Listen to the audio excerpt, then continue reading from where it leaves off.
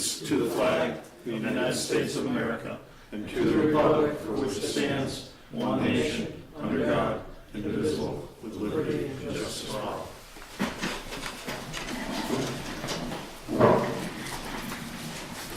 Alrighty, guess our treasurer, Steve Nally, has a note from home. He was absent, we have to excuse him.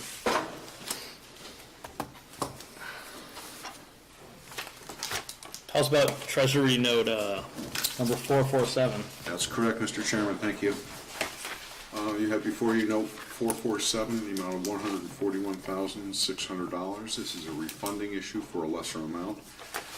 This will be year four of a 5-year note. It's issued to East Hampton Savings Bank at a rate of 0.54% with a maturity date of April 22/16. It's for departmental equipment, fire department equipment, self-contained breathing apparatus, so dump truck, the elevator, and dam repairs. We like to call those darn repairs. Yeah. Is it repairs to the dam or Yes, dam but we have repairs? that. Well, perhaps both. Alright, I think we'd be really excited to sign this. I think so too. Make a Make motion. motion approved? Second. All's in favor?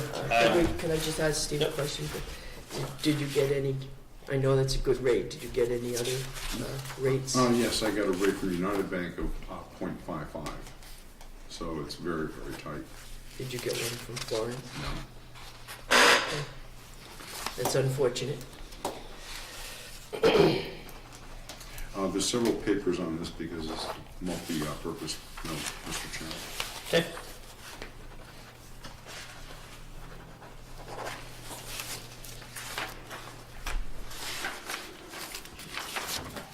I think they're all tagged now. What's that? I think they all got stickers on them.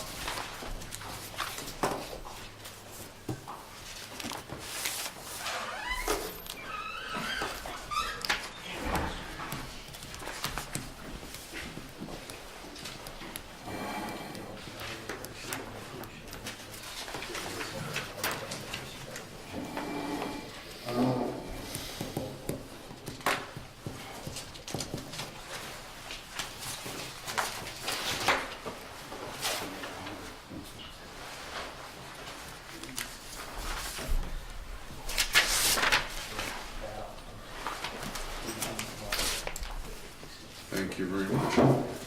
Steve, I do have a question. I mean, why wouldn't you get a quote from Florence? See, you know, they do so much for our community, and, I mean, I checked into it, they've given over $160,000 to our community. Why wouldn't we just get a quote from them? Well, as you recall, I typically go back to the originating bank for reissues, and that's precisely what I did in this case. But isn't it fiscally responsible to get quotes and just to hold, you know, to put it out to our people that I got quotes from these three and East Hampton is the best, and even to give Florence a shot at that. I really can't understand that. They've been so good to our community. They have been, and so have other banks, but I have to remind you that it puts the town in a position of being on the board of directors. There's no conflict of interest whatsoever, Steve. I can get that in writing from the That's- State Department if you would like. Well, the First of point all, is, it's very not a simply, board of directors is that that I'm I on. choose not to because of those and other reasons. So if you, and other reasons, Yes. not primarily because of me, No, that's the main reason. it is. Yes, it is. Okay, so if I had a note from the State Department saying that there is no conflict of interest, then you would pursue at least a quote from Florence Savings Bank.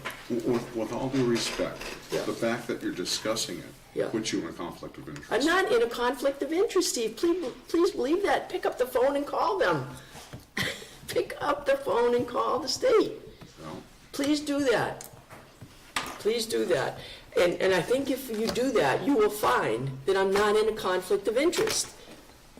So, please do me that. If you're so concerned about that, do that. Because it's so unfortunate that you don't give Florence Savings Bank an opportunity to at least bid on a rate when you've given United and when you've given East Hampton. It's so unfortunate. They have been so good to this community. I think it's very sad. I can appreciate your concern. Okay, thanks.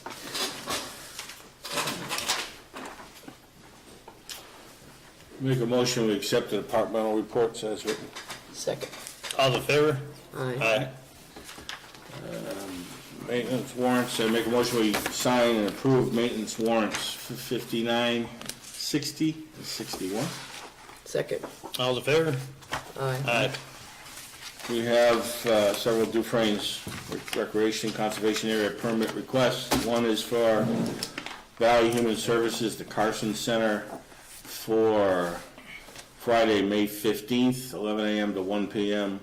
And that's just that's the pavilion on Taylor Street, near the play structures for a program picnic. No alcohol. 45 people. A motion to approve. Second. All in favor? Aye. We have an applicant of Sherry Brisboy Tatro for Saturday, May 30th, 8 a.m. to 10 p.m. That's less than 200 people at the pavilion for memorial picnic. No alcohol authorized or allowed. Make a motion to approve. Second. All in favor? Aye. Aye. I think this goes with that. We have an application for Friends of Granby's Elderly Inc. And that's for the gazebo, for a summer concert, for the gazebo and lawn area. I assume the restrooms, 4 p.m. to 8 p.m. Make motion to approve. Second. All in favor? Aye. Is that through 3 concert series or just for one? All I have is June 23rd, actually. June 23rd. Maybe it's a surprise birthday. It's my birthday. Actually, you know what, they've got a second one for July 21st, same thing, and That's the not one my for birthday. August 18th, same thing. Thank you. Okay, motion to accept the ones for August 18th and July 1st for Friends of the Elderly. Second. All in favor? Aye. And we have another one for September 9th, excuse me. What's that? That one's the picnic? What, September 9th? September 9th. So can I have a second on September 9th? There's a motion on? Yeah. Second. All in favor? Aye. So altogether, we have August 1st, now we have, You've got 3 concert series and 1 picnic. I've got one for, okay, June 23rd, is that June? Yep. That was the Okay. first one. That goes with It's my surprise birthday party. Harley Wade. All the elderly come out and Show up and they'll sing happy birthday to you. We've got a request from the town clerk due to the fact that we apparently have no contested election, contested offices at this election. She wants to change the polling hours and open them from noon to 7 p.m. Monday, May 18th for the annual town election. Due to lack of any contested races and no ballot questions, we expect the election to have a very low turnout. We're in a similar situation in 2005. It was approved. They only had 111 voters that day. She believes it will be cost effective and 7 hours will be sufficient. Make a motion to approve. Second. all in favor? Aye. All right. We have 2 items on here relative to land, and the first one was a request or an inquiry I received from Bill Shaheen on the Conservation Commission. And they've been approached recently by several people relative to the asking the town to, if they were interested in either purchasing or taking land for conservation purposes. None of them apparently are buildable. Bill's concern, not concern, I guess more or less was question was, does the town is the town interested in acquiring more land? What's the criteria? Is there a procedure established? And I didn't have an answer for him, so I told him I'd bring that to the board and ask him, but I'm not aware of any established procedure. Are you?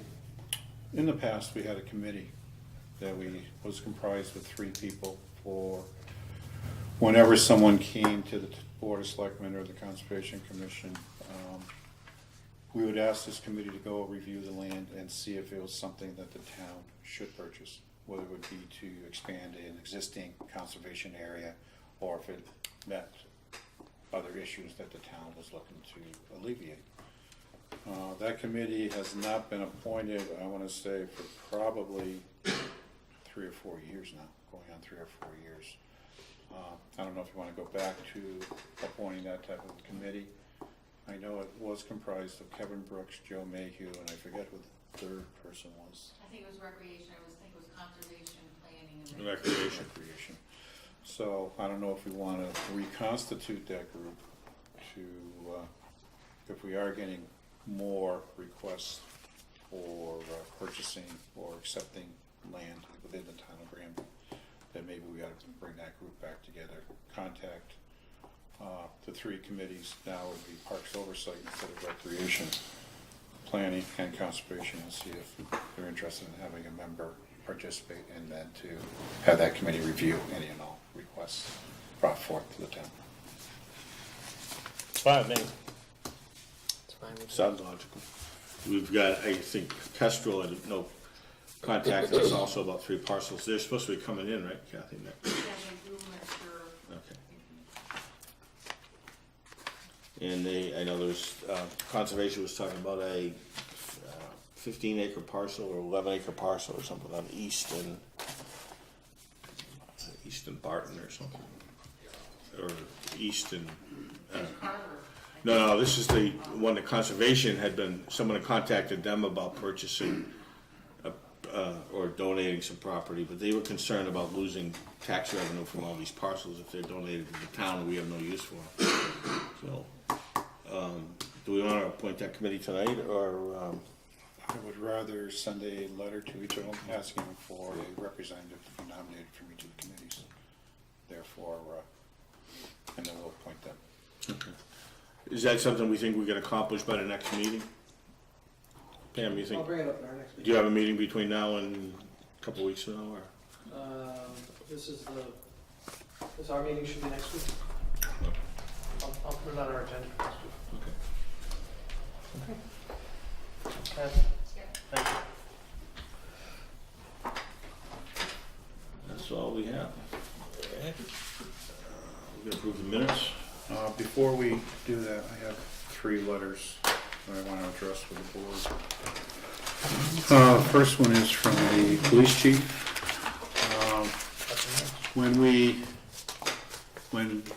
Chief, what, the 3 letters? We don't have any minutes. No, Kathy wasn't able to get to the minutes due to getting the town report, town report out Yep. to the printer on a timely basis.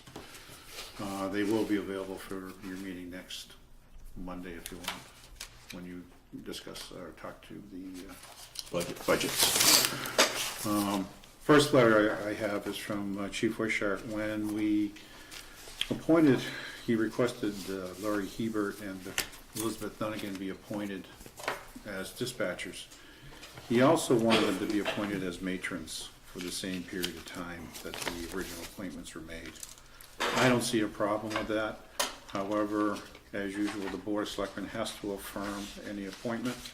So I am requesting the board to affirm that Laurie Hebert and Elizabeth Dunnigan be appointed as matrons in addition to being appointed as dispatchers for the original period of time that they were appointed for those positions.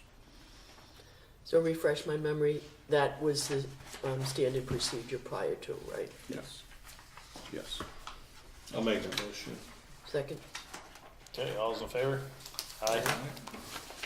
The second request I have is from Marie McCourt on behalf of the Democratic Town Committee.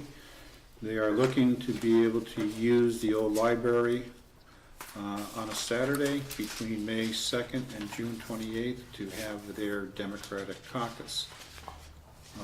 Normally, the board has only allowed town committees and to use the library. With this being a non-town group, does the board wish to allow them to use the facility? I'm gonna recuse myself from that discussion and stuff, just because I'm on the Democratic Town Committee. I say if we let that group do it, we let other groups that come before us to do the same thing. That's all I would ask, that we be fair across the board for non-town groups.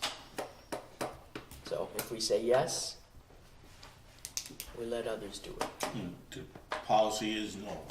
Policy has been no in the past, yes. I would say then we just, unless we wanna change policy, we should just keep with what we have. Okay, thank you. The third letter I have is from Dressel's Service Station, asking that they be allowed to be included to have their recycling picked up at their place of business, and in recycling only, but not the trash. We have allowed it for other businesses, so I don't know if you want to allow them to be, for us to notify Republic that they are to be included for recyclables only. Yeah, we do that for other, I don't see why not. Make a motion that we notify Republic. Second, All those in favor? Aye.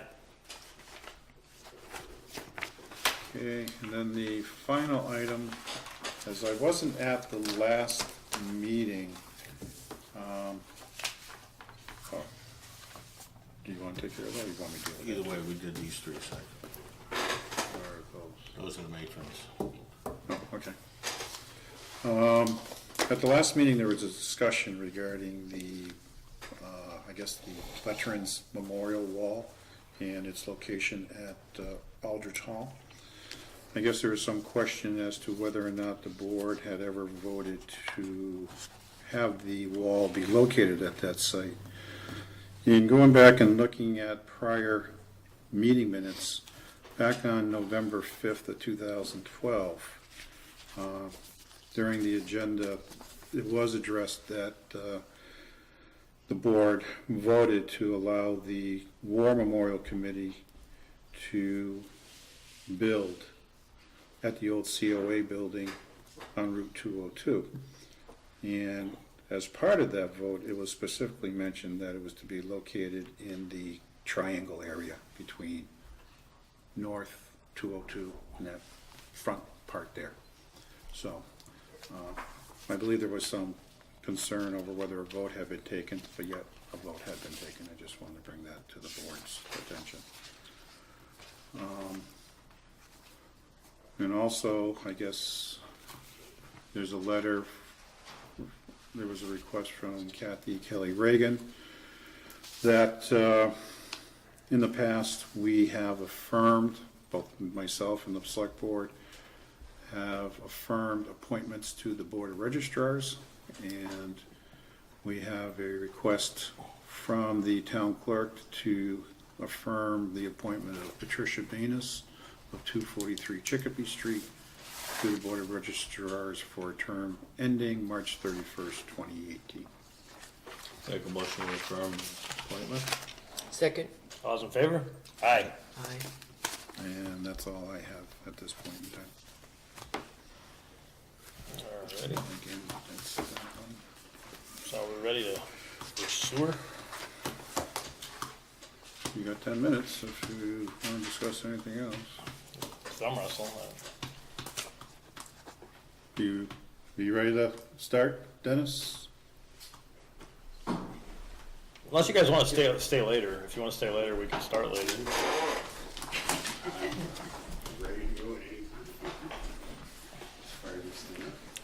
Does the board know everybody who's present from AECom? Or, Dennis, can you just introduce everybody again? Yep. Hi, Mary McDowell. And I brought Joe Bucker, all three of us have been working on these projects brought him along with me, because they were into the depths of some of the evaluation. If there's questions that come up, they might be better positioned to answer.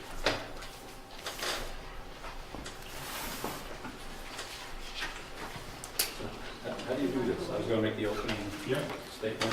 Those two you right? She's good. That's in the special chair just for me? Yes. Officially. Okay, I'm like, I don't know which one. Susan's always pretty popular. Okay. Didn't mean to put you in the dark. No, that's okay. As you may recall, as I first spoke to this board, I expressed some skepticism about the financial reality of such a potential $30 million infrastructure improvement project for the town of Granby. Well, you taught me a lesson. Because then I received a phone call to be on a committee that I thought was being sent on a fool's errand. But knowing all three of the select board members over the years and their strong commitment to the community in many capacities, I could hardly say no to this small request for some of my time. So when I reviewed the comprehensive wastewater management plan of 2013, and I do admit I did not read every word of it, it's about 4 inches thick, I knew I was very wrong.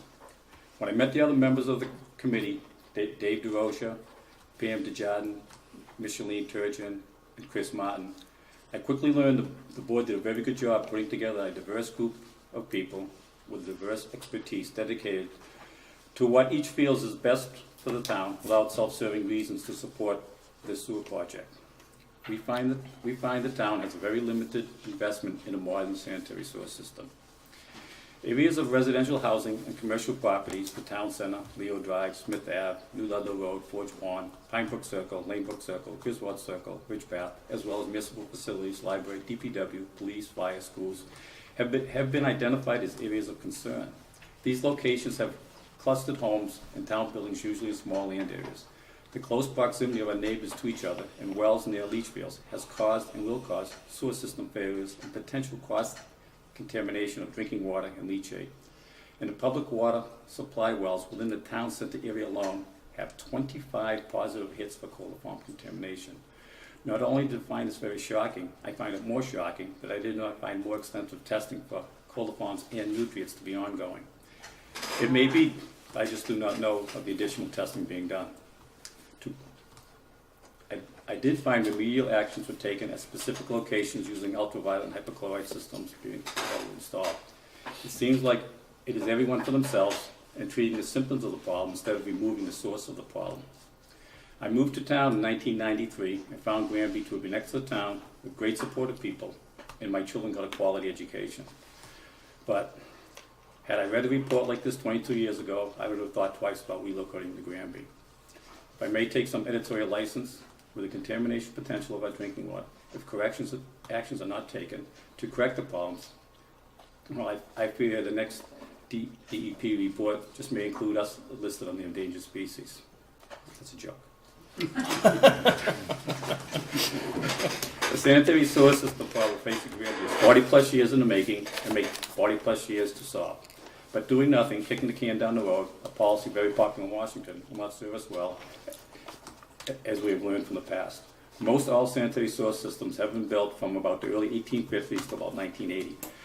Money was from a combination of federal, state, and local property tax funds. Because the cost to build systems was and is very significant, sewer fees traditionally are used to expand, upgrade, and operate sewer systems, usually not to build a system. Why our predecessors did not take advantage of the very generous federal and state assistance previously offered, we do not know. But while financial support is not as generous now, we urge taking advantage of what is offered and start the journey to provide the backbone of the sanitary system, utilizing a 3, maybe many more phase approach. The first 3 phases will not solve all the sewage contamination problems mentioned here or in the CWMP, but is a start that I believe is a 40 to 50 year project. Now I'll ask Dennis from ACOM to provide the PowerPoint presentation of the specifics of the town center project that is expandable both east and west, north and south, that may provide solutions to future and known sewer problems. Thank you. You just made me very happy, Tom. Yes. Thank you.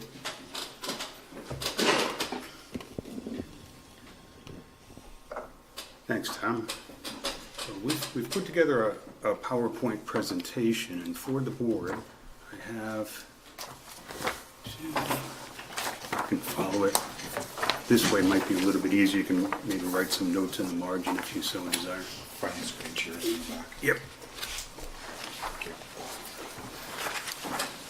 But what I'll be doing here is just going through a lot of the things that we did when we were working with the committee over the past 4 to 6 weeks. And this is a synopsis of the work that was completed.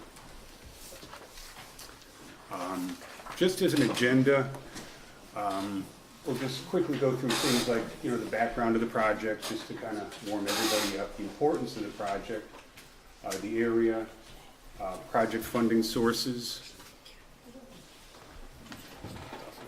options that we looked at, with the committee's recommendation, and then time for some discussion. Can you see okay, Mary? Yeah. Background and timeline. This started out with the wastewater management plan that Tom was talking about, completed in February of 2013, which identified sewer service needs in Granby in general, but specifically for this project in the town center area, which included, as we were developing the projects, the high school and potentially McDuffie School as well, as a phased type of a project. If you remember, we came in here talking about a fairly large project. What we're trying to do is scale it back to be something more manageable. So how things then developed fairly quickly since August of 2014, we filed for funding with the SRF, and we received approval for the project in December of 2014, and the SRF didn't reach down too far this year, so it was, we were close to not being funded, but we did get funding for the project. Thought it would be best to create a committee to determine the best course of action, because a lot of information had to be digested to come up with maybe the best plan.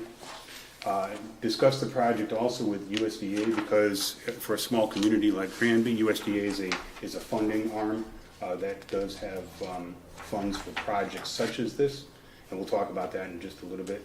And also, because the sewage is treated in South Hadley, we initiated discussions with South Hadley to discuss the intermunicipal agreement with them for accepting this additional sewage. Just a few reasons why the project was envisioned as being important by the group in general. In the town center area, there's a lot of problems with groundwater elevation, rock elevation, trying to site a septic system in the soils around here can be difficult. There's public wells, difficult to achieve separation distances between wells and side yards, and it, possibly causing health concerns, and it also restricts the use of your property as well. The Leo Smith area already is a community system, and we envision, it's been in operation for some time, but envision that there'll be some replacement over the next 20 years, and we're always looking at a 20-year period of time. Some replacement will be needed within the next 20 years for sure, at a cost of $1.5 to $2 million, we figure in today's dollars. Replacing septic systems in areas that have problems or difficulty with separation distances as it is now can be costly. It can range from $25,000 to $35,000 depending on site conditions.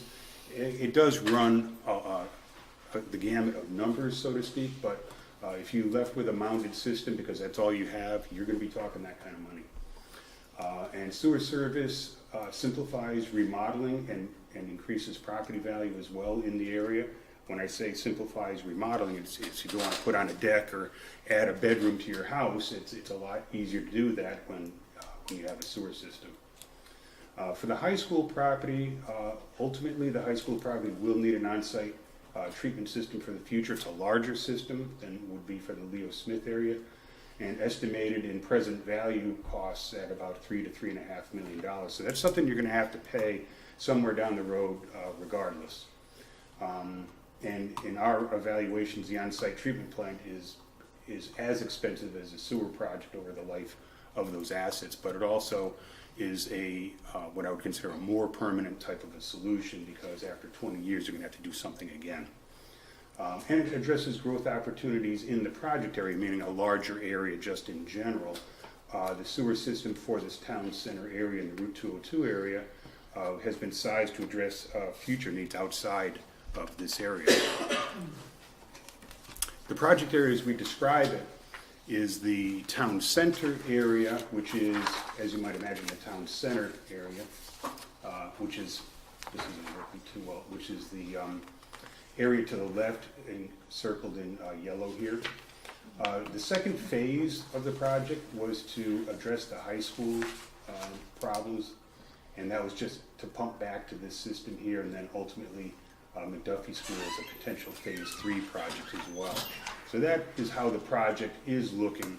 But in addition to that, when we were looking to size the collection system, it was sized larger to take into a greater area than, as we show here in the yellow, it's sized to take in a much larger area as well. So as problems develop over time, and the CWMP did identify problems up over here, they can be taken and picked up by this project. So the sewer system's been sized to address flows in this large of an area.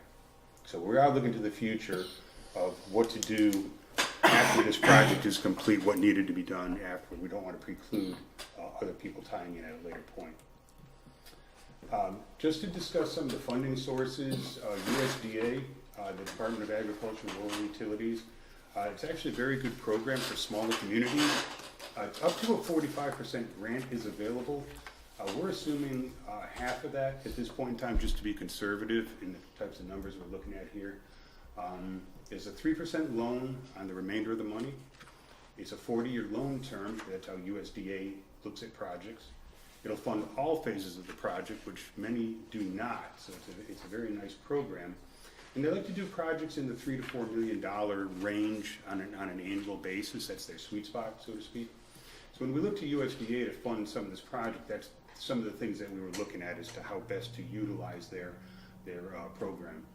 Can I ask a question Sure. right there, Dennis? Yeah. So, given the first year, let's say, would you, if it's a project in process, does your percentage go closer to the 45%?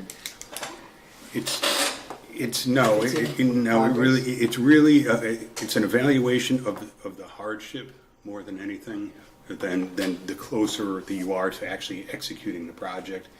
And they look at just what the cost per individual or per user or per EDU really is, and then kind of base that percentage on that.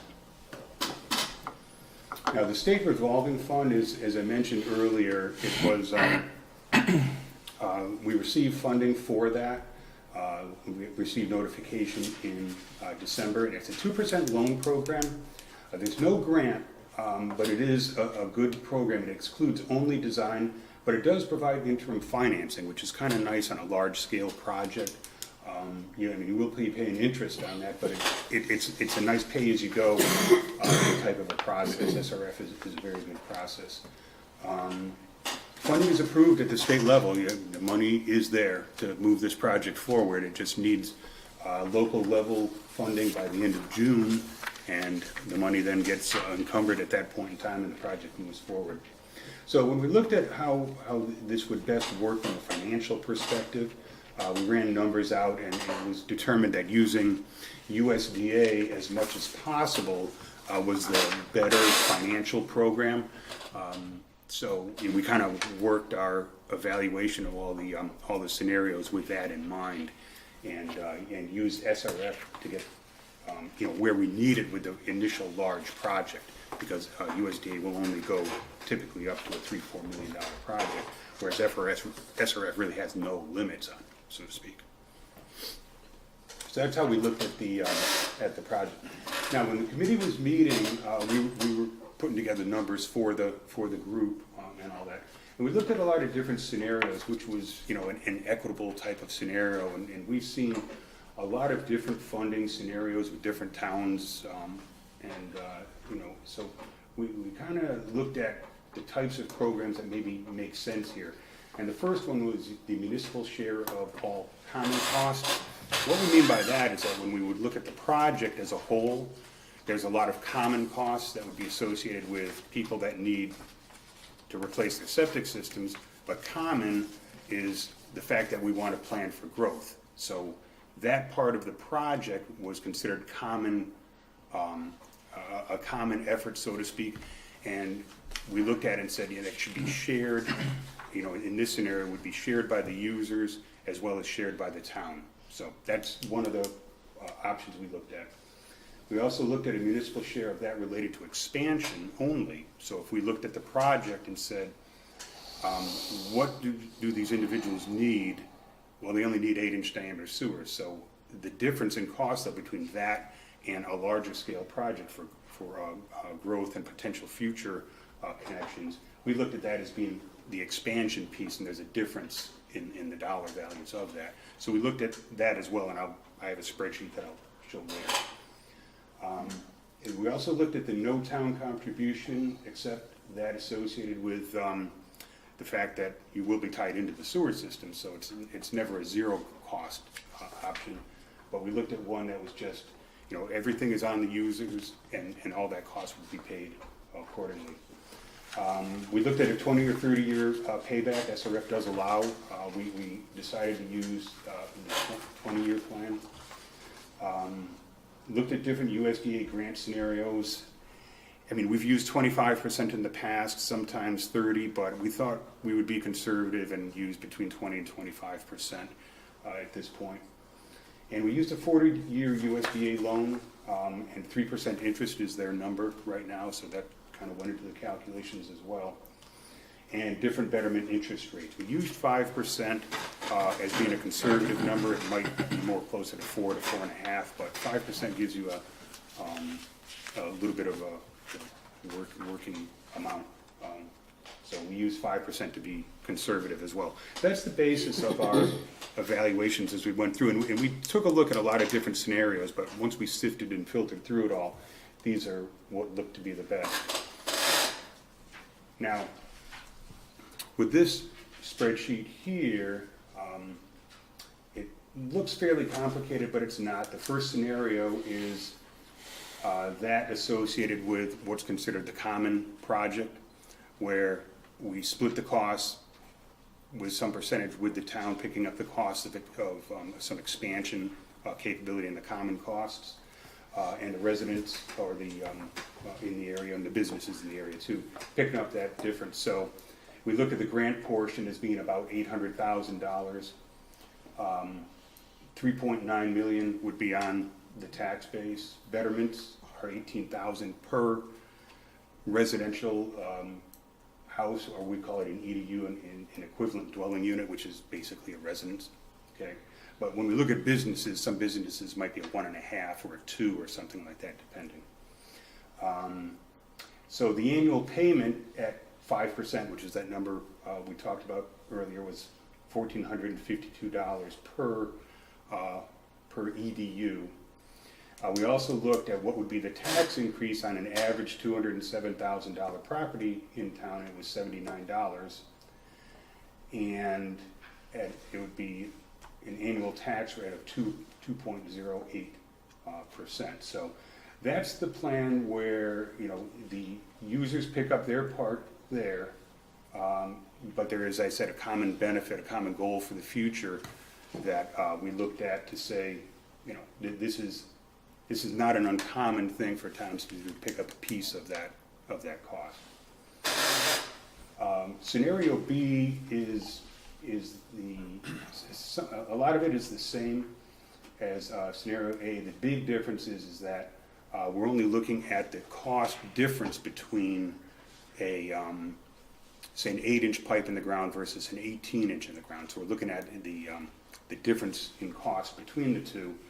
And when we look at it that way, that difference in cost is about $866,000. So everything gets figured the same way. The annual payment per EDU goes up to $2,300 because there's less that the town is picking up, and the annual increase goes down as well. So that was scenario B.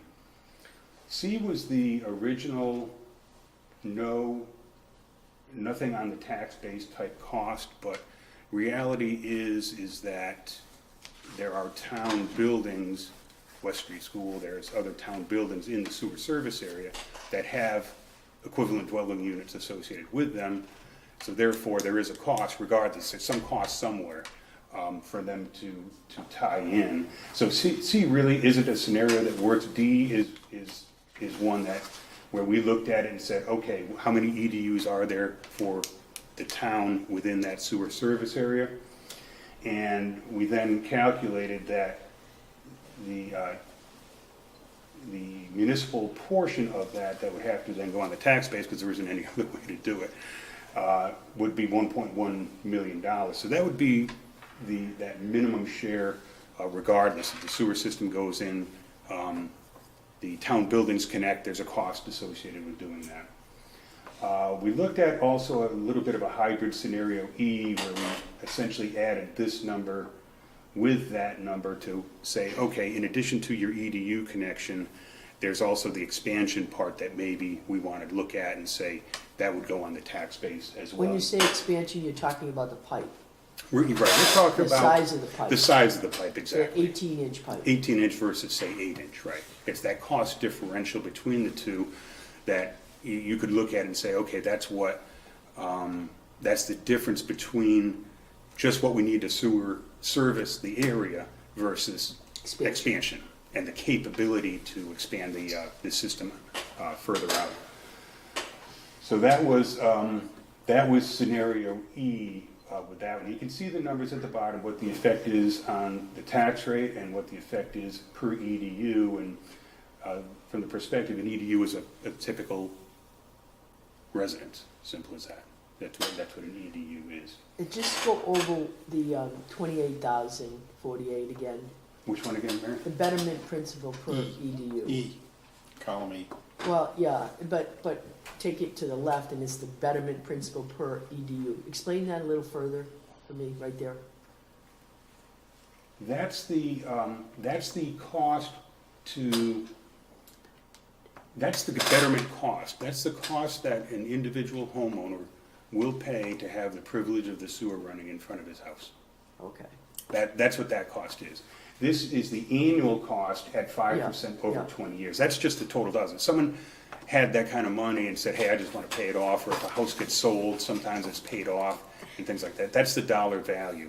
And it's good to look at that to kind of get everything in perspective.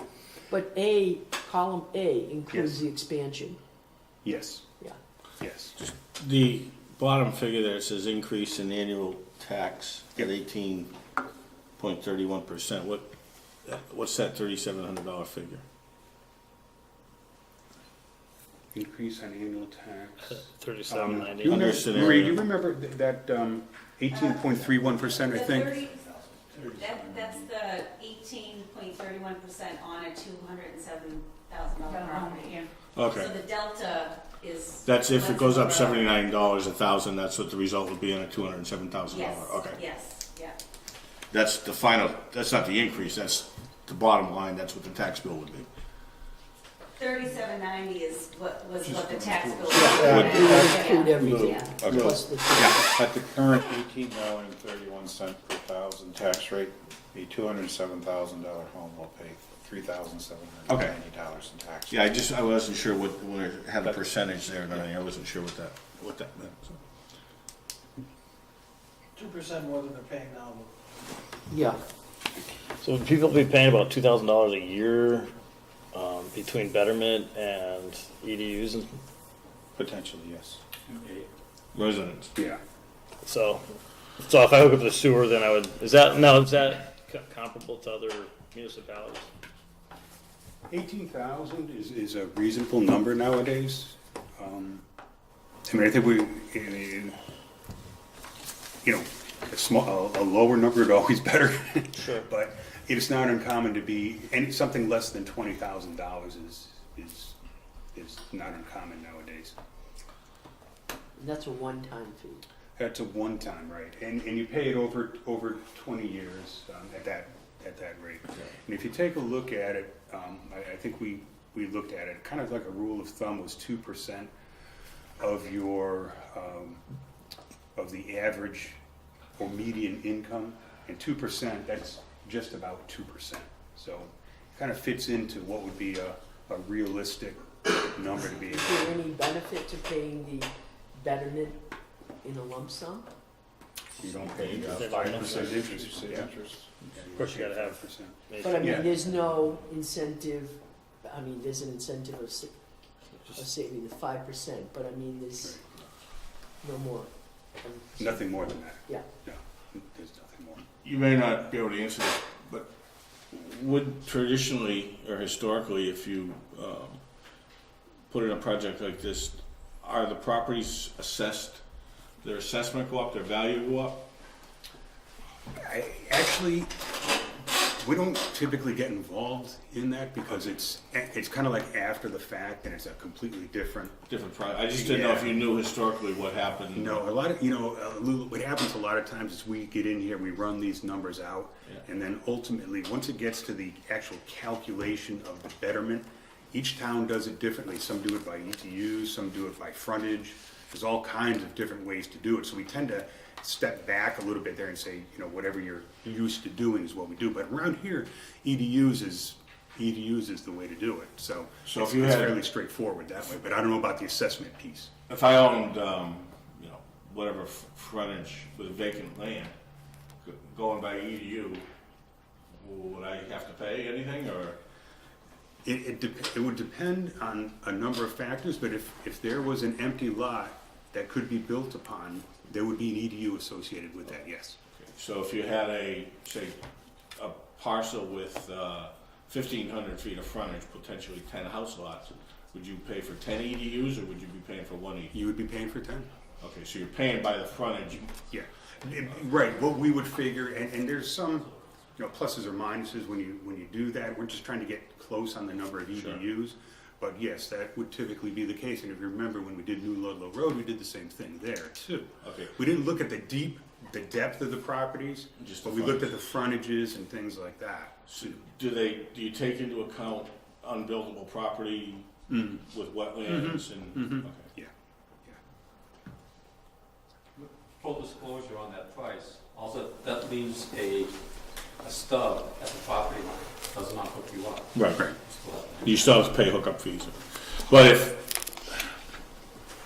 if I understand it correctly, that EDU price of whatever is the year, it was 1452, could go up if my assessment now goes up because I have sewer. 1452 will not go up.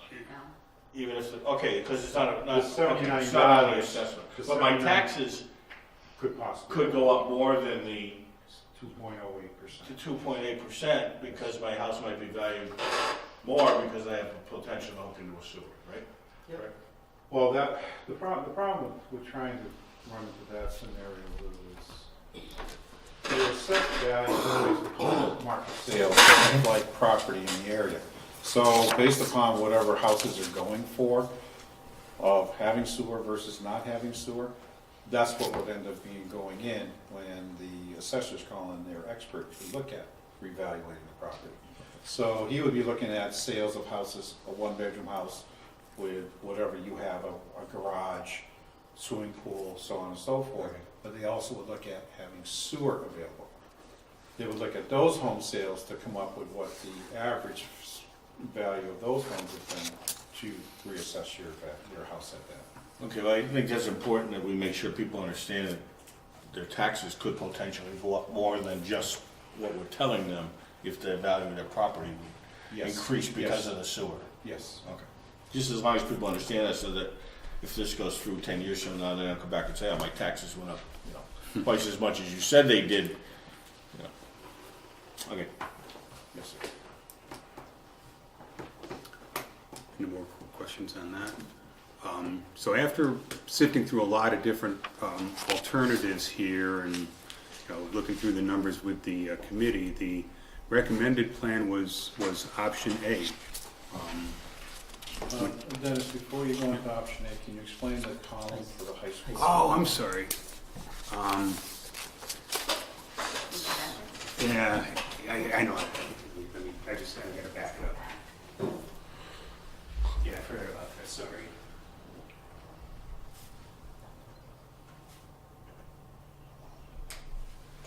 Sorry, the high school, we decided also to look at it and determine what the effect of the high school would be. Now, remember, the discussions were that, you know, the solution to the high school property, you know, there's gonna be a project there of some kind. It's whether you're gonna be a treatment plant on site, where you're gonna have to have an operator, and you're gonna have to do lab testing and all that, or you're gonna connect to the sewer, one of the two. It's about the same amount of dollars regardless of that. It's about $3 to $3.5 million, I think was the number.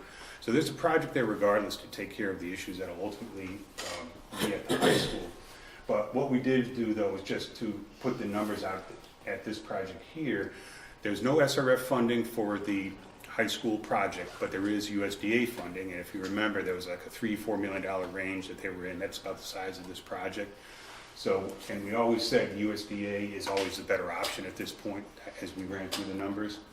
So we're looking at a grant portion, 22.5%, but again, because there's no real EDUs associated with the high school, it's just the high school making the connection, there will be an increase on the tax rate accordingly. So as with all these scenarios, whether it be A through E, and like I said, C really isn't an alternative, there is some impact, but also when you get to the phase 2 part of the project, the high school, there's an impact there as well. So, and I think when I show the next slide, which shows the recommended plan, we made sure we included the high school next to it so everybody would see what the total project cost would be. And I just want to put one more point in there. Under a high school project, what we're really talking about is the upcoming school building project under the MSBA. Under that program, infrastructure is paid 100% by the town. We do not get any percentage reimbursement from MSBA for infrastructure improvements. So if we have to install that groundwater discharge plant up there, which that $3.6 million represents, that's what the town would end up having to pay on its tax rate currently. Okay? Because there is no reimbursement from MSBA for infrastructure, septic, sewer, so on and so forth. So what you're saying is by going with this project, potentially we'd be saving $800,000 Yes, in yes, costs. yes. But at the school, there is a project of some kind that has to be there to take care of the problems, whether it be sewer, or whether it be some kind of an on-site solution. So this option would save us money in the long run. Yeah. Potentially. Yeah, we see it as being, I mean, I think we're being conservative as a break-even kind of a thing, but you are getting USDA funding for it. I say we are.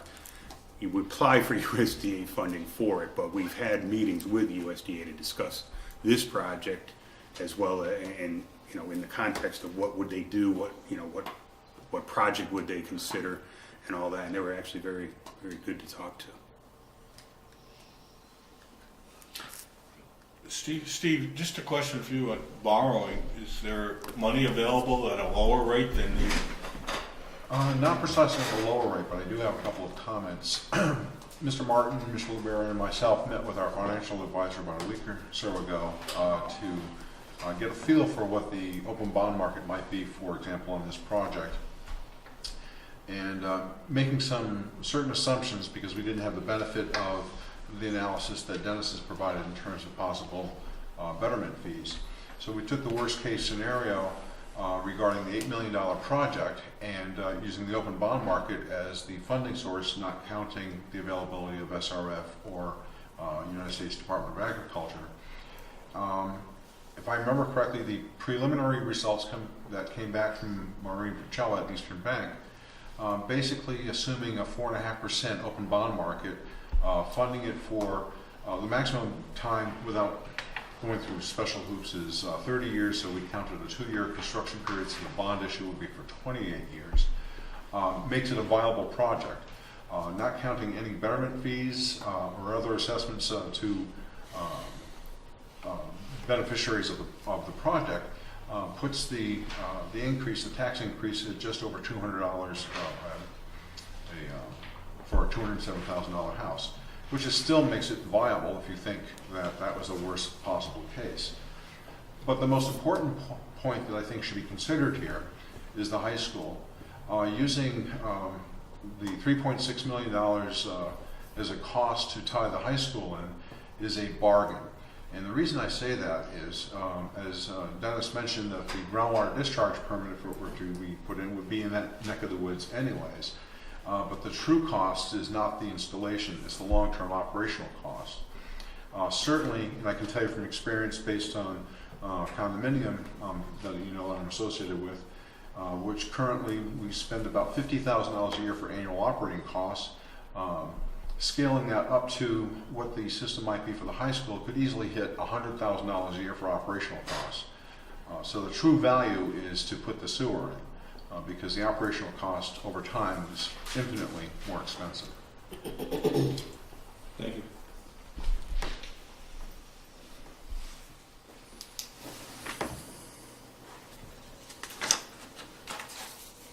All set with this slide? Okay. So just a wrap-up slide as to why take action now. Initially, we thought some of the important items were to just take advantage of the funding that's there. USDA and state defraying project cost. It's a cost-effective solution to many of the town problems, as well as the high school. Economic development isn't restricted. You now have a means to address economic development. The high school site and the Leo Smith Drive area would be provided with a cost-effective solution. And there's also the sewer system is sized for potentially connections to other areas that could exhibit problems in the future and may have to have their own on-site treatment systems or something like that. It would be, the system is sized to address those as well. So a lot of good reasons to take action now. So we're kind of ready, at the discussion point and board action point to move forward at this point. Should probably put some light on the situation.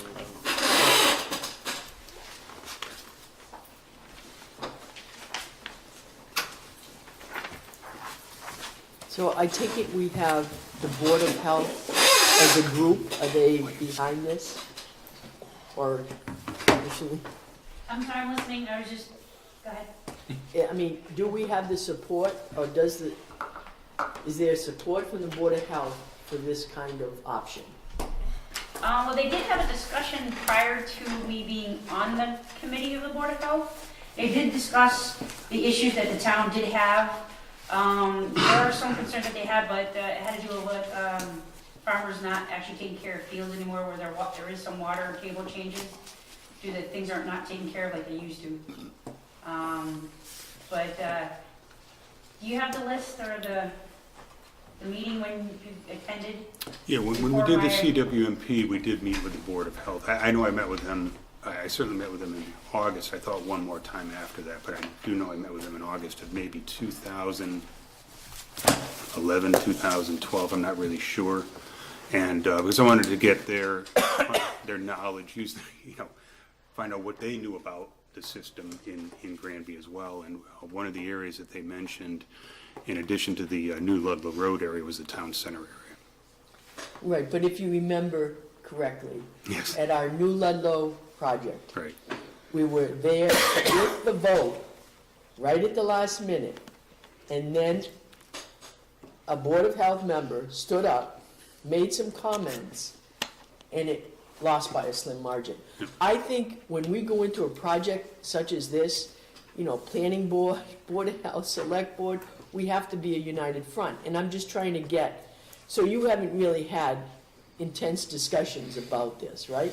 It was very quick, no, because I asked them where our problem areas were. Yeah. And where they see the potentials, and one of the concerns is, one that he hit was the well and the septic. There's not a lot of land places, and especially in the center of town, and now that the people are building everywhere, so the farmlands are not being taken care of, so there is some water changes just because farmland is not being taken care of anymore. And we do have raised systems and whatnot, but those are just some of the problem areas. Some of the concern which we try to address was the cost.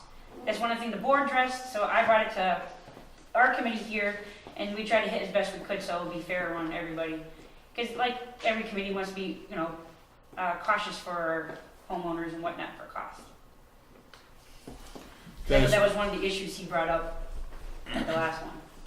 I just we haven't had a meeting for me to approach the rest of this, because we meet tomorrow night, where I'm bringing all this So information. tomorrow night, is that on your agenda? Yes, And is this kind of presentation part of your, because this is a very powerful presentation, and Tom's comments are very powerful comments. And you can lose context, I think, if you go without those. I don't know. It's just important for those organizations to be a part of promoting this project, because, again, this will be crazy if we don't move forward in this. Because when we were originally, or at some point in time, we were not originally in the process, we talked about including looping the water from South Hadley and connecting up through the center down to Morgan Street. That's not part of this project, is it? No, it adds some significant cost to the project, and we're trying to keep it to a reasonable level, yeah. Okay. Yeah, also, if I remember, the discussion about the water line looping piece of it, if I could just go to this board here, was in this general area Yeah. here. Yeah, it's Morgan Street around. It was really, that was the loop, Yeah. and it didn't really help this area here. The other thing that, maybe you touched on this and I missed it. There was a question at some point in time whether South Hadley would allow, or how much room there was, and that's been addressed, and that's. Right, not an I issue. wasn't at the meeting, but I know Chris and Dave did meet with them. Dave DeRozier and myself met with Mike Sullivan and Jim Reedy from South Hadley. We explained the project that we were talking about adding on to the service area, to the original agreement, and they didn't seem to have any issues with the amount of projected additional flow that we were planning on putting into the system, so. So it doesn't seem to be, now do we need to have an agreement in place with them or something in writing? We don't want to go through and start this project and then all of a sudden have someone say, well, no, you can't hook it up. And I will, if the board wishes to go forward with this project, then yes, I will be in touch with Mr. Sullivan to see if we can get something in writing to expand the service area under the original IMA.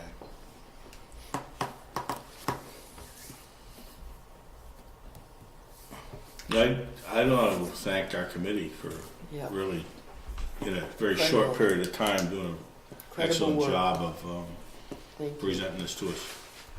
Really appreciate it. And Dennis Quisher Group did, under a really tight deadline. It was pretty tight, there's no doubt about it, but the committee, we met actually weekly near the end, so things are moving very quickly, but I was able to pull in resources to be able to get things done, but it was actually enjoyable. I think I said at the last meeting, this is how committees should work, or could work, so to speak.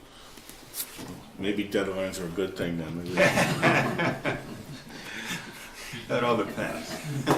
Are you ready for motion? No. What about PM? You had your hand up? Well, a couple of things. The committee was leaning towards option A, but I would also, considering Mr. Nally's comments, a $200, what was it, Steve, $200 across the town on municipal bonding? I mean, I would think that if that's the numbers on a 4% municipal bond, these numbers are significantly less between the grant and the other. It even makes more sense to consider having more of it under the municipal overlay, under the municipal umbrella. It takes some more of the burden off the individual. There's very few people in this strip right now who will be signing up in terms of betterment fees. So if those are the numbers for municipal bond position at 4%, and these numbers are 2 and 3% with a grant, then I would think that we should be able to even shift these things. The committee leaned towards option 1, which gave the lowest betterment and the best overall tax position for the town, so that in an effort to try and keep the cost down on both sides. But if it was possible and everyone was amenable to shifting that even a little bit more, It makes an awful lot of sense. And I think the other piece, just not to change the subject, but to kind of add to Mr. Barry's question earlier, is that this water loop, as we've all talked about, is very important in the Five Corners area and getting any sort of, I mean, we've got businesses down here just clamoring for water for a variety of reasons. They're stuck. And that probably would be better positioned in the second phase where our costs for the development here are not as high. And then try to work the two of those in so that we're continuing an ongoing phased project, so that we're looking at a future plan for this town that goes over, 10, 15, or 20 years to try and create a futuristic view as opposed to a reactive view of what's going on here. But the committee itself did lean towards that option one. I think considering Mr. Nally's comments, we may even be worth considering shifting that position a little bit so that a little more comes out of the taxpayers and a little less comes off of the actual users on that line. Dave? One of the things we discussed, and the reason we voted for that option one, even though Tom and myself live on the outside areas of town, we're never going to be served by this sewer system. So where we opted to go with a tax increase to help subsidize this system, because we felt it was unfair to burden the initial few hundred homes with the total cost of that system when there was a number of municipal buildings that were going to benefit from that system, including the school, including safety complex, the highway garage, West Street School, whatever happens with that afterwards. So we felt it was not reasonable to expect a few hundred people in that area to shoulder all of the municipal costs that we in fact would benefit from in the future. Is the betterment cost mandatory or voluntary? It's to recoup, the cost of the installation. So like if the sewer goes by my house, but I don't want it, I don't have a choice, I'm paying that money. I don't have a choice. Okay. Right. Just to put a little bit of a different spin on this also. I sat on this committee, I'm a proponent of the project. However, I also sit on the school building committee. And we have a school project that will be looking for tax dollars to fund also. So if the board is looking at trying to fund more of this project with more tax dollars, that could place the school building project in jeopardy. And I just have to put that out there because you have another committee that is diligently working to try and address another need of the town.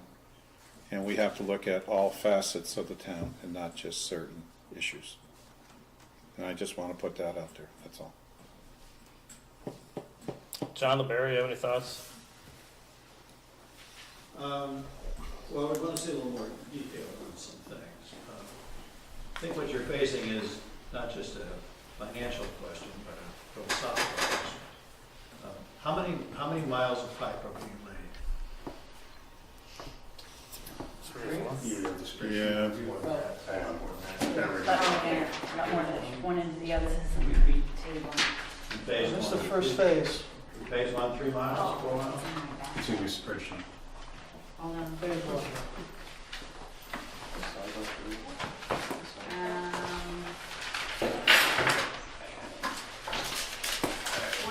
Let's say one common is, 1,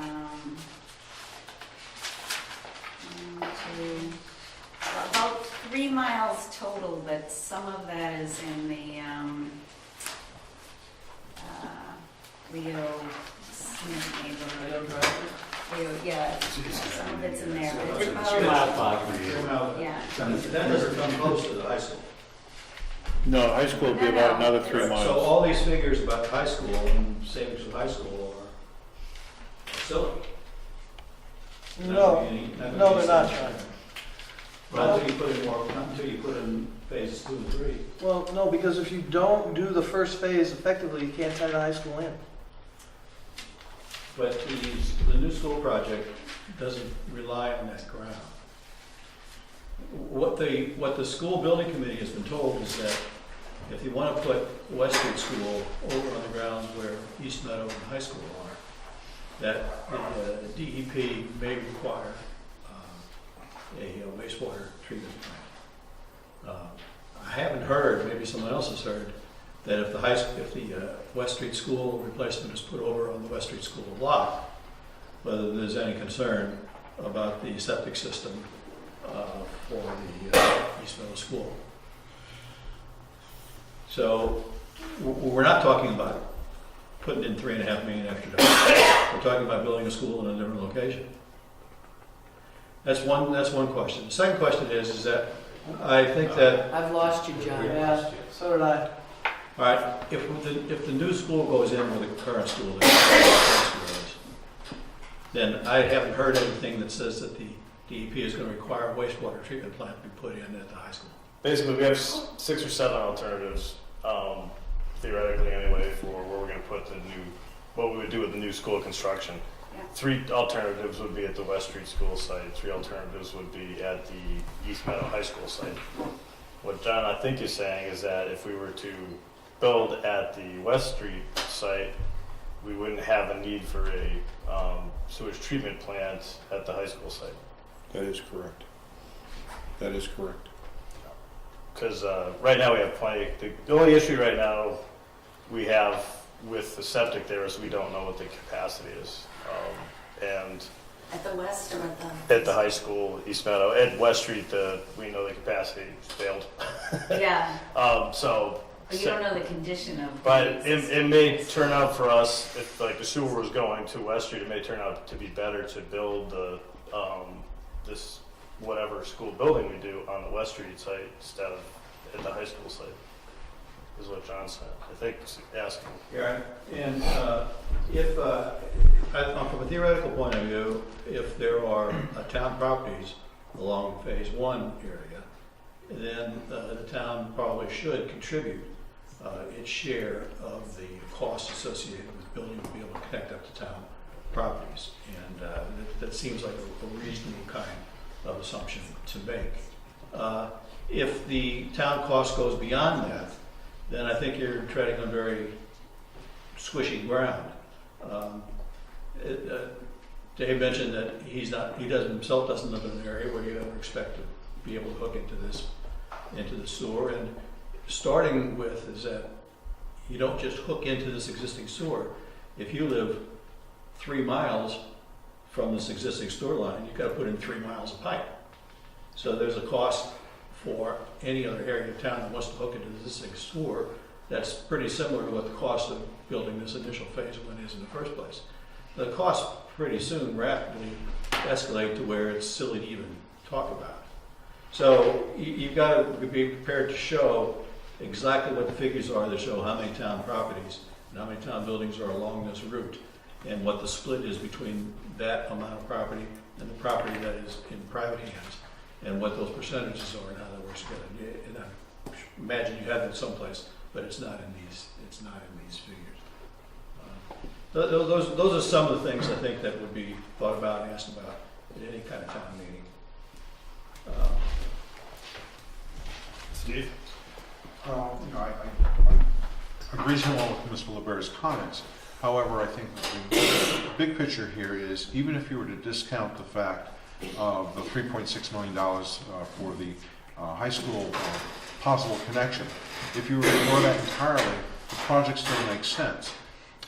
At $8 million to bring it all the way to the center of town, it addresses a whole ton of different issues, including the Smith Avenue and Lego Drive problem area, which could easily escalate to a major problem for the town.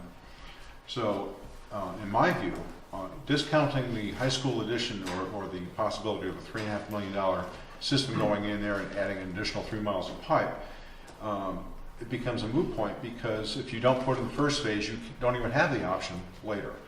So it would be my recommendation to the board to proceed with Phase 1, at the very least to do the $8.2 million to bring it up to the center of town, so that you have options to address the problems in the future.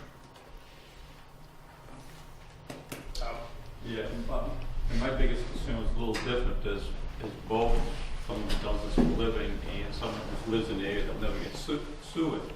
Once I saw some of those contaminated wellheads, I said, well, maybe you won't have to build a new school, because who wants to live here? I'm afraid I won't have a town in 40 years to leave my house to my kids to. That if you start getting more contaminated wells and it starts spreading out, who wants to live here? It'll turn us into the Detroit of Massachusetts, and that's an overblown statement to a degree. My point is well taken. But that is my concern. When I saw those, I said, holy crap, this is a completely different story. So if everyone says, well, I'm only going to worry about myself, and I think it's going to be a tough sell at the town meeting, and I think you have a lot of good points on it. I agree with you. All the boards have to come together, and I think even that is going to be a difficult problem, because I couldn't even explain this to my wife. I don't know if I could get a vote. So, because the people don't get that concept that it's mutual. Like, I want a great school system, even though my kids are long gone, because I know my house value goes up when we have good reputation. If we have a reputation of contaminated water wells, well, you don't need to have 10%. You only need like a 1%, or maybe a 0.5% where it gets out there. Well, you don't want to really go there because they have this kinds of problem, like the radon a few years ago, which is now coming up in Connecticut again. You have that in your house, and people all get excited. Don't go to this town because that's what's happening. So I'm worried about my town, not really for me. And I'm voting for it because I think it's not going to be popular. It's going to be really difficult. I think it's the right thing to do. And I don't really need this, but my kids are going to need this if they want to live in this town. And if we're going to have a town 40, 50 years ago, and that's going to be a tough sell. Can somebody expand on the coliform hits? Who did the testing? Where the testing was? Wasn't much in there, and I was kind of surprised because it's just a present. I couldn't see any numbers. It would have been nice to get some numbers. I mean, but where did this come from? Well, mostly in the school and one of the child care place too. The 25 hits were in that report. What was it? Your report? Yes, CWP. Yeah. Yeah. The CW. Oh, this comprehensive wastewater management plan. All right, so I got one too. You know, we queried DEP, the water division, and even, you know, Dennis had met with the Board of Health, but that's one of the sources is looking in the records and seeing what. And I don't want to detract from that. I just want to these issues have been addressed. I assume these 25 hits. Is that correct? Yeah, but it looks like it has with some kind of treatment each one. I know they explain it, but then again, you still might be getting it, but you're ultravioleting it. You're adding another chemical to kill it. Yeah, I'm not trying to minimize it. I just don't want people freaking out today that Yes.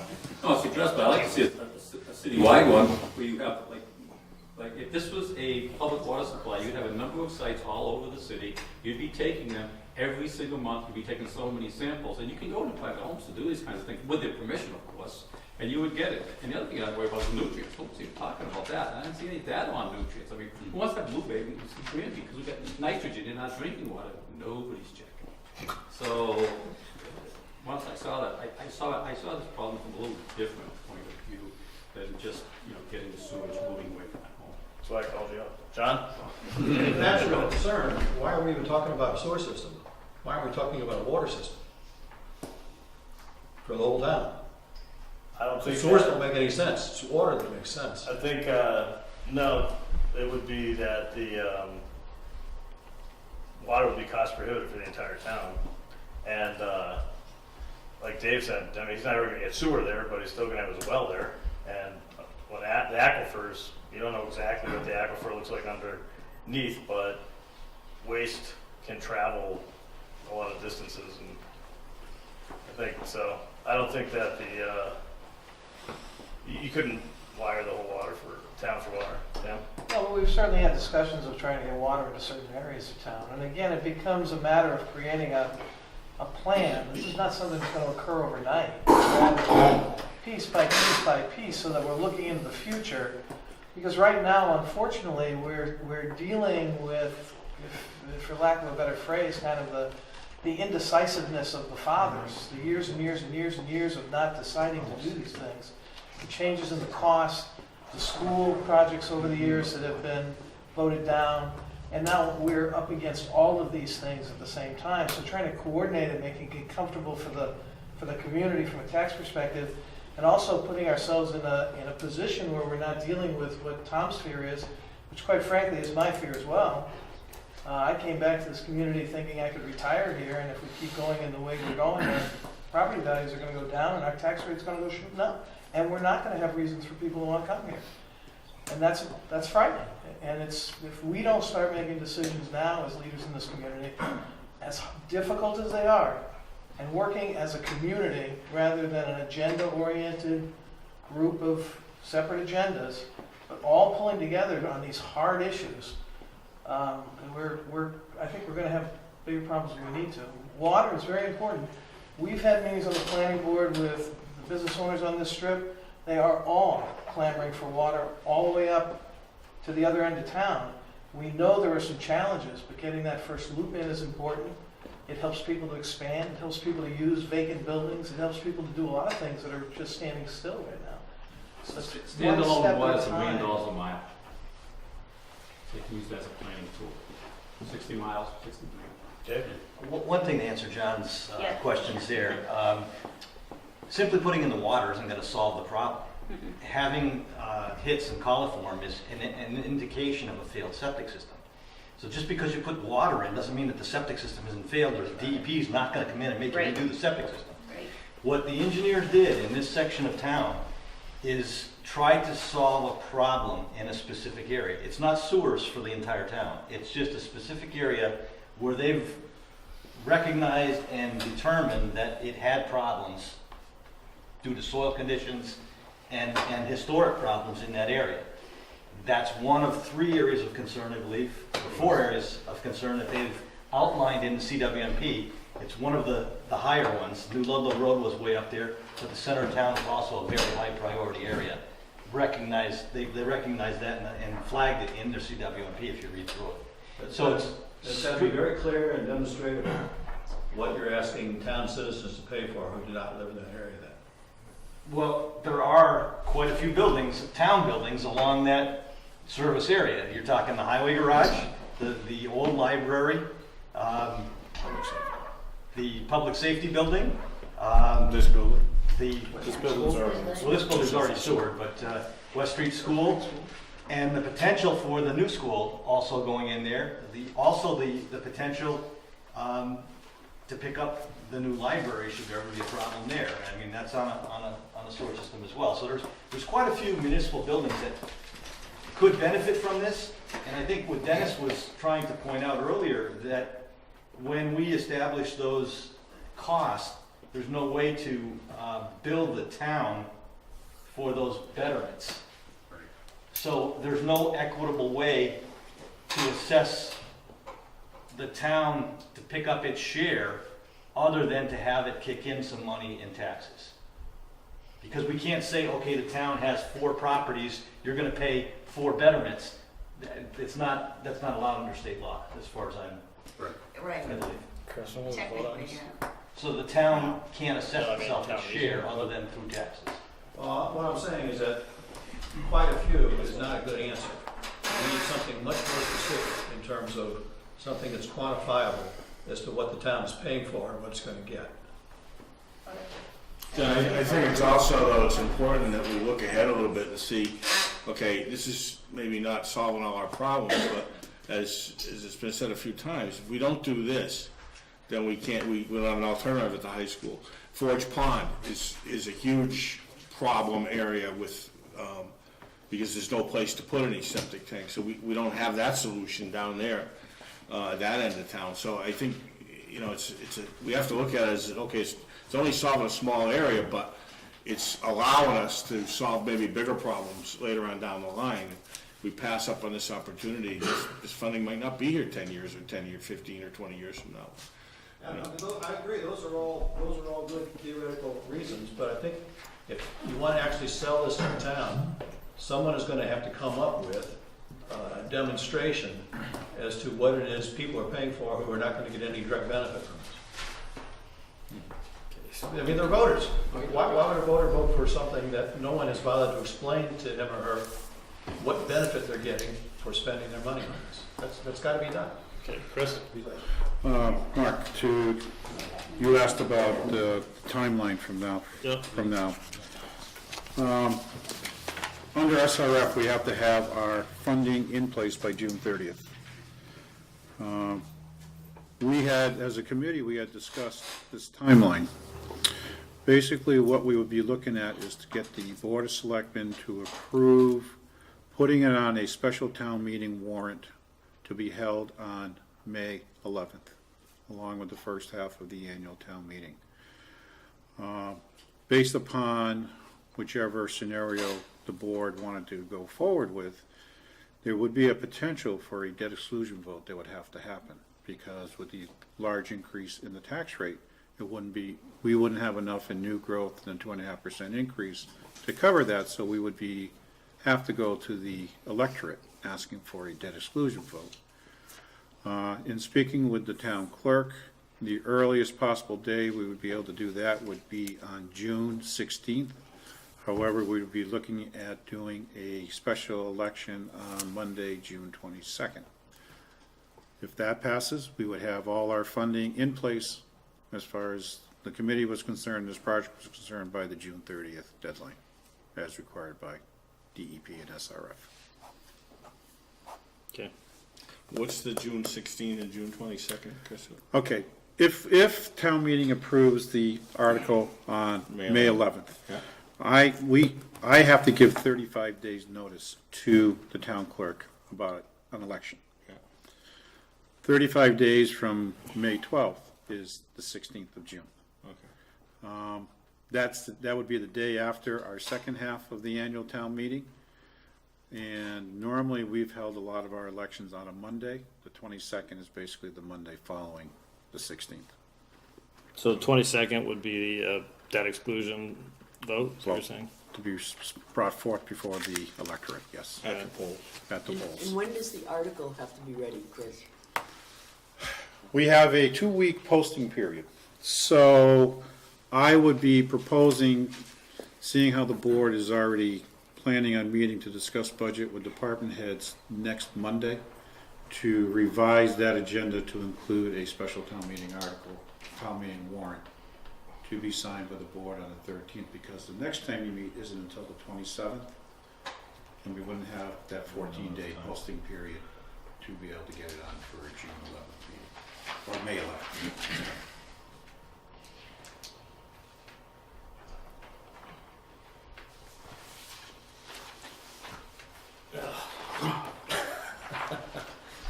This is tough for me because my first, I'm chairing the school building committee, and that's my overriding concern. I made a list of positives and negatives, and my list of positives is actually longer. The two things I worry about are, in particular, is the school project, and also I'm worried about people having to pay their betterment fees, like mandatory. On the other hand, I actually do think water is going to be a major thing in the future. Although I can't say that that's my overriding concern at this time, but I know I can go around mentally in my head and look at all the different houses that aren't going to be Title V, just in the center of town.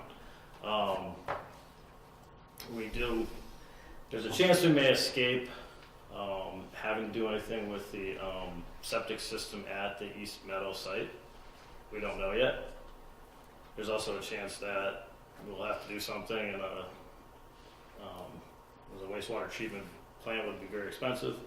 The other thing, as I look at it and kind of put it in biggest terms, is it worth bringing forward to the town? I think that the town can handle understanding that we have a school to vote for, and we have a sewer project also that kind of has some overlap, but also is separate. And I think the town has ample opportunity to support or reject the thing, so I'm going to vote in favor of it, just even though I feel, I don't know, it's one of those things I'll just wonder about. Jim? Do you have any preliminary numbers for the school? Because that's going to come up. especially for those that are supporting the school and think that this may jeopardize it. If they know what the total impact, potential impact tax dollars to them, I think that might be important to have that when you're trying to sell this piece of the project. We have ballpark stuff. John, do you have we don't have a tax increase thing at this point, but what are we talking about? 12? Ballpark, we're talking about between a 7 and 12% tax increase. That's a big on ball. which options are chosen, which school is chosen. See, That's considerable. That's the problem, Mark, is we haven't, the school building committee hasn't chosen a preferred schematic design. That's the problem we're running into. And but actually, there's a good chance we'll have the preferred schematic design. I know School hasn't. we haven't voted on it yet. Yeah, we haven't voted on it, school hasn't chosen, the building committee hasn't chosen one yet, but the options that are most under consideration involve either roughly $13 million in borrowing or $18 million in borrowing. And that's at what we've heard from Maureen from Eastern Bank, is that may be at anywhere up to about a 5% interest rate. So it's going to be considerable. I mean, I know my preference at this point. It seems to me that the committee is split between those two numbers. My preference is for the lower one. Anyway, Lower EDU? lower EDU? No, I'm talking about the school. As far as this goes, I think we're just gonna vote whether we're gonna support it.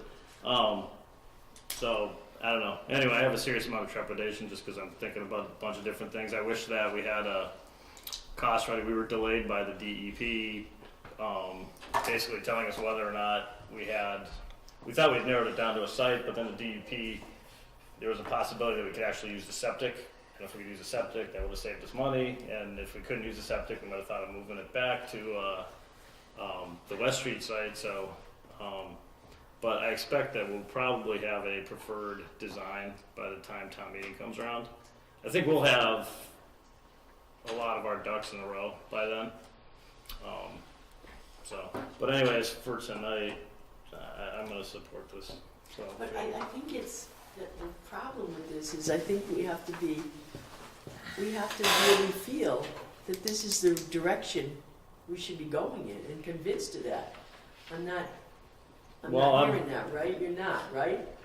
I just said what I said. If you don't think I support it, No, I mean, I'm just being honest with people I know, here but where I'm coming from. I'm not going to Right. pretend that I'm like, I don't have a hard decision here. I got a hard decision because I got to support the school building project. Right, I understand the dilemma, but we have a sewer project that I personally feel, I felt it with New Ludlow Road. It's extremely important. It has to be a project that's looked at, first of all, separately from the school. This is a town need that's been in existence for years. It's going to continue, as people have pointed out, to just get worse instead of better. It's not going to get better. So, I don't know, I think we're going to confuse people if we try to relate too much with the school right now. We have to be convinced that this is the best thing for the town at this particular point with the funding that we've heard about today. And I don't know, I just think it's a no-brainer that we can't wait for these other projects. We've got to move on what we have. Bird in the hand is worth two in the bush. Pam? Well, I think one of the things that, and again, it becomes the town beginning to operate as a town rather than separate groups with separate agendas. Schools are extremely important to the value of our homes. Having a town that is not portrayed in the news every day as having failed areas is very important to the value of our homes.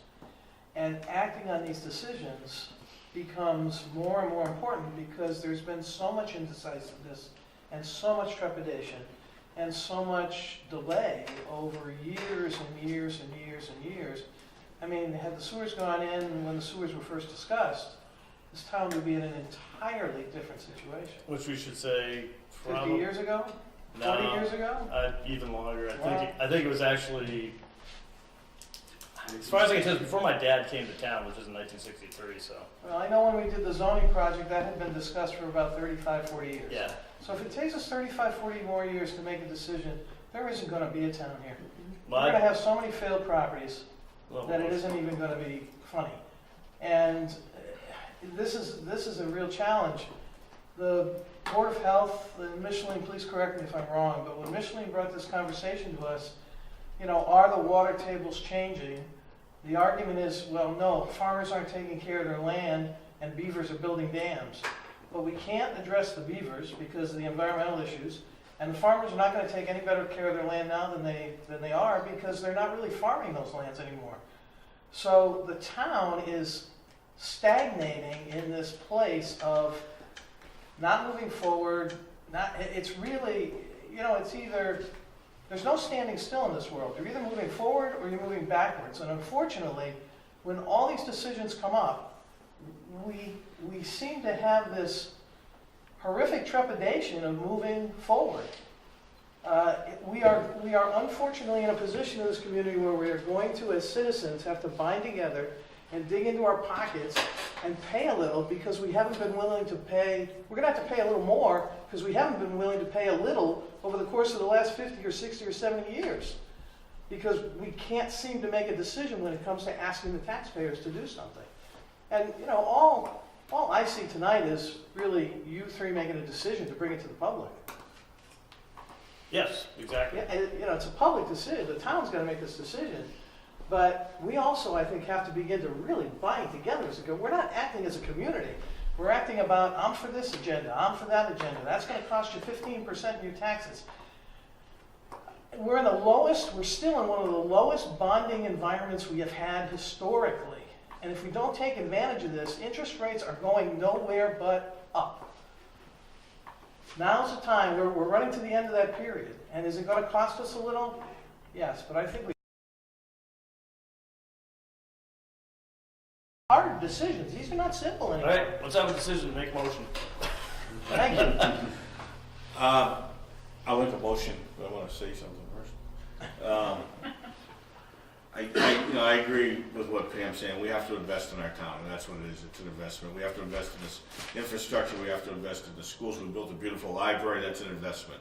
We got to build schools. That's an investment. I had a call from a friend the other day who lives out of town. They were looking to purchase a house in another community, not in Granby, but they were concerned because it had septic and it had a well, and they never dealt with that before. And they were, you know, are you have problems? What kind of issues are there to deal with? And as you said, word gets out that we have water problems or contaminated wells, and you're not going to be able to give a house away in the town of Granby, unfortunately. So, but in any event, as Pam said, I think it's our duty to bring this to the town and let them decide do they want to invest in it or not. So I'll make a motion that we adopt a committee recommendation, option A, as presented. Second. All those in favor? Aye. Aye. And bring it forward to town meeting Town meeting as of for May 11th. May 11th, special town meeting. Okay, what steps in the meantime are we gonna? We've got to sell this. We've got to have public information. As John said, the public's got to be well informed So of how, this. I mean, we have a really, Well, I throw it back on the committee. I think Tom did such an eloquent job tonight, and you know, Tom's a knowledgeable person. He does this for a living, and he was against this project I know, this is, and this was the convinced best thing himself. tonight. So if he can convince Tom, then I think Tom can convince everyone except maybe his wife. Well, it's going to be tough because I think I've been on 17 of these prior too, but there's a lot of legwork. And it's the way- No, with a time frame. Yes, and they usually do with pamphlets, mailings, Yeah. usually do a heck of a lot of work before my next project, and there's no time for all that. So I'm going to nail him tonight and say he's going to start working immediately for next month. All right, so as a board point of view here, It's going to be tough. do we want to stick with this committee? Do we want to close? Can we talk about tomorrow night, though, at the Board of Health? Is there any way that this presentation can be done to them? Done with It's them? on your agenda, Mitchell? Well, when it's on the agenda, it's for me to talk to them. We didn't discuss bringing this whole presentation in. Can you see the value of doing that to them, with them? Yes. So, My brain is fighting right now. Because believe it or not, I was the argument all the time with these guys for raising taxes. And they convinced me and I understood everything. Because I am totally a person who doesn't like to increase taxes. Because this, again, does not benefit me or I live in town. But I also understand progress and understanding growth and understanding what Granby needs. And the thing is I think if we convince, it's only one other member that's on this, that's going to be discussing this. Because the one is a conflict of interest. So he's not discussing this issue. So it's just the two of us. And I think he needs to see this. Like you said, when I go to translate, it's not always the same thing. Right, right. So I guess that's my question. Is there any possible way that someone, maybe not all three, and Tom could go to the Board of Health tomorrow and do that? Is that acceptable? Well, yeah, it's open meetings, anything's acceptable. We've been there till like 9:30 at night one time, so it's just, we don't want that, but. Is that out of the question, Dennis? Dennis, you've come through before. I know. I know we're always asking, but this, I would never have said that we'd be at this point, but we are, and this is a great point. I think we keep it as And then to not continue to work hard to, well, that's time.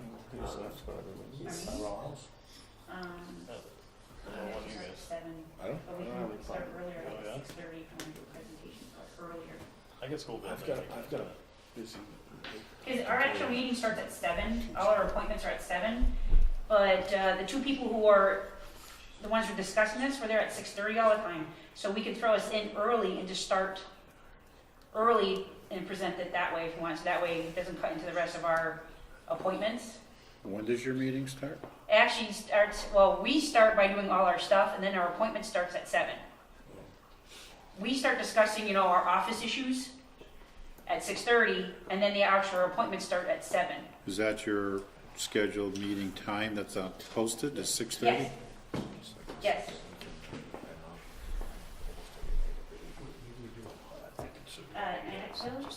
Yeah. Do you want to serve on that committee with these guys? I'm a little bit worried about Chris's amount of time he's got to dedicate to this. I got a school building committee, and I would think one of you guys would be optimal. I think to interject someone right now is not a good thing. What's the discussion about, Mark? Adding a board member to the thing. I'm just trying to guard Chris's time. It is time specific though, right? In terms of Well, your biggest the vote. Your biggest push right now is till May. Right. Chris is in the middle of budgets. This is like the worst time. That's my concern. I'm just trying to be. Do they need a board member? What are you trying to avoid? Yeah, what are you trying to Yeah. I'm trying to avoid having Chris showing up at all your meetings, not because he's not useful, but because he's got a lot of stuff to do. He works though. We're in this corner, he's in that corner. Back up the We're at bus. his conference table and he's in his desk. I'm not. Listening with his other ear. He's doing double duty for you guys. You should be paying him overtime. Okay, well, it's up to you guys. One of you, I say it's time specific. I say we read it. Fine. I heard a very enthusiastic fine. All right, so we're gonna continue this committee as is. That's fine. Okay. All right. Now, tomorrow night, you're gonna be able to appear, talk? Before we go any farther with this, just so the board knows, we are incurring dollars for having AECom continuing with this project. We already are into it for $15,000 to get to this point. They were volunteering. I don't know what the additional amount would come up to be. It's going to really depend on just, if there's going to be information required for, public information sessions and all that, where you present boards. Commonly, what's been done in the past is, you can put together a board that identifies the piece, parts of the project that are important. It goes at the library, at the, some other locations where people can read things. And, Well, Mark has his blog. We have a town website. you can put things. We can up there. try and maybe get it on Right. channel 15. Channel 15. But it's You just a way to get information out to everybody so that everyone understands what's going on. And that's, first to answer your question, it's how much of that effort, at this point in time, that's where the effort is going to be at this point, is to be able to put together information for various locations and various media. Dennis, couldn't we simplify this with Tom's prelude and get it on Channel 15? I would simplify Like this add some. like Yeah, his introduction. yeah, his introduction and a simplification of this that, you know, is easy for somebody to get as they're going through. And just a quick, like a regular meeting. But the thing is we can forward the PowerPoint presentation to Channel 15 so Yeah. they can put it on Yeah, I'd the channel. simplify this though. Yeah, you don't want all the scenarios in it, because people are gonna say, well, No, because I understood we weren't gonna do all the scenarios for tonight. well, I'm glad we did. Oh, there were more of them, if you remember. Oh, that's right. Yeah, there was F through K. There was quite a few. I mean, did they? All right, well, then that committee needs to do their talking. Should we you got anything else, or are we gonna? Dennis, Micheline, Dennis will go to the board tomorrow, and Tom will. So you'll get them on at 6:30, Oh, yes, I'll make my phone calls, I'll get everything going. and they'll be out of here by 7. Good.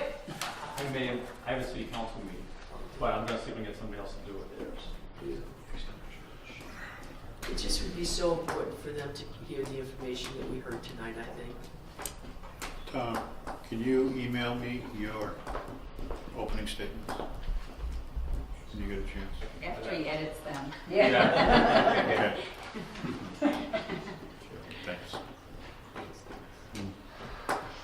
And I will then get in touch with Mr. Sullivan at South Hadley to see if we can get something in writing that they are agreeable to explaining here. So Mike Sullivan, the town administrator. Town administrator. It may be worth a phone call to McDuffie too, just to update them on where we stand. A phone call to who? McDuffie. So let them know where we are. All right. And so, Pam, the planning board is supportive of this? Well, of the these? planning board has been Yeah. prompting this for a very long time. Okay, And so we've- there's no, No, we've heard from, I mean, through the entire zoning, well, two things. First of all, if you go back and you look at the master plan, the master plan dictates that the town does this. Dictates it to us as the planning board, dictates it to you guys as the select board. Tells us all to go and deal with our infrastructure. So, for a variety of reasons. So, you know, you've got your master plan, and we took a master plan when we did the new zoning bylaws and discussed it through that entire period of time. And got so much response up and down this strip about the needs, the wants for both water and sewer that, I mean, we've been avidly behind it right from the get-go. So I think it's imperative for a variety of reasons. That's not I don't think any of you have not heard that from me in the past. And I would say the entire planning board has been cohesive about that through the zoning project and today. Motion adjourned. Make a motion to adjourn? Second. All's in favor? Aye.